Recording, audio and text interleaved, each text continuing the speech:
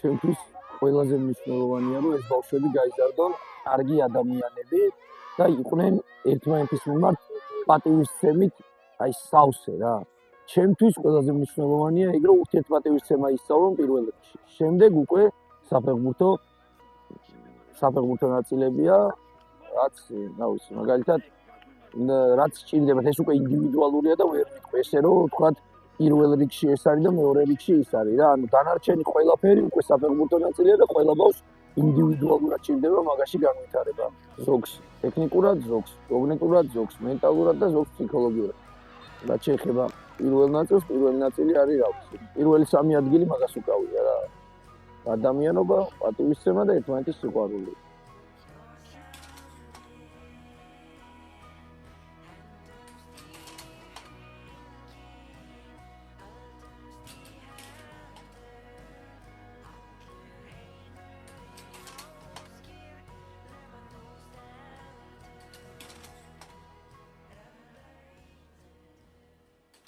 მე ვარ ზუკა დვალიშვილი, ვარ ინტერის აკადემიის მწვრთნელი და საბავშვო საფეხბურთო ფესტივალი Grassroots Cup საქართველოს დამფუძნებელი.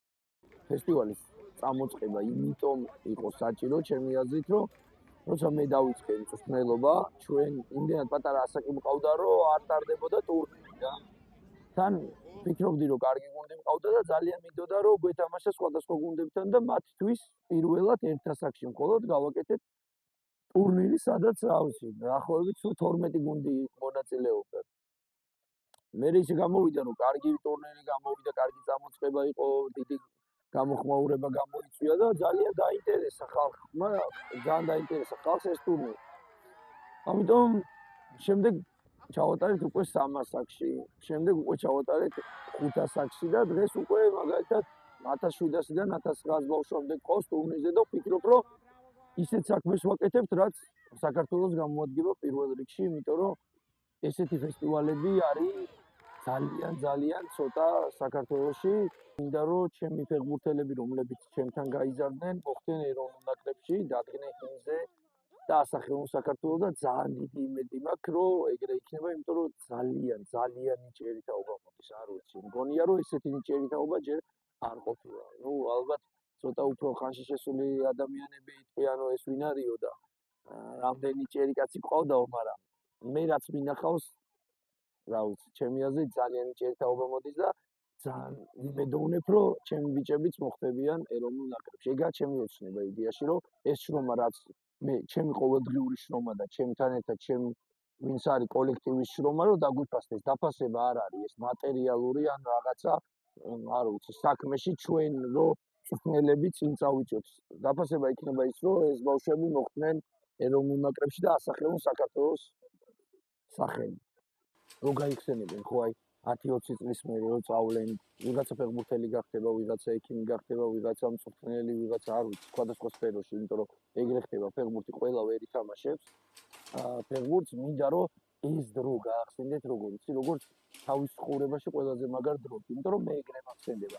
ჩემი ფეხბურთელობის დრო, მიუხედავად იმისა, რომ განსხვავებულ პირობებში ვიზრდებოდით, საფეხბურთო კუთხით გულისხმობ, ეხლა მინდა რომ აი რო გაიხსენებენ, აი ჩვენ რო ვიყავით, ჩვენ რო აქ ვიყავით, ესე რო ვაკეთებდით, ისე რო ვაკეთებდით, ჩემთვის ძალიან ძვირფასია. მინდა რომ ამათვისაც მოედანი, მწვრთნელი და ურთიერთობები იყოს ყველაზე ძვირფასი. მე ვცდილობ, რომ რაც მე არ მსიამოვნებდა იმაში, რომ აი მაგალითად მე ვცდილობ რას იცი, რომ რაც მე სხვაში არ მსიამოვნებდა, როცა ჩემი მწვრთნელი იყო, ის სხვას არ გაუკეთო რა და ჩემთვის ყველაზე მთავარი ეგ არის ცხოვრებაში და ყველაზე მეტად და პირველი სასწავლებელი ბავშვებისთვის ის არის, რომ ჩვენ არ ვსიამოვნებს, არ გაუკეთოთ სხვას და შესაბამისად ან ყველა ადამიანი განსხვავებულია, ყველა ინდივიდუალურია. შეიძლება ვიღაცას რაღაცა მოწონს, ვიღაცაზე რაღაცა კარგად მოქმედებს.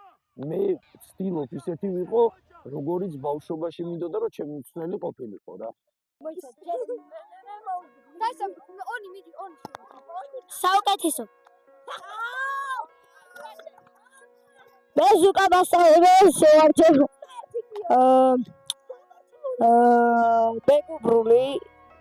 მეგობრული ლეგენდა 1 მილიარდ 100,000 მინდა დიდი მადლობა გადავხადო და რავი 10-დან 100 საუკეთესო სხვებისგან გამორჩეული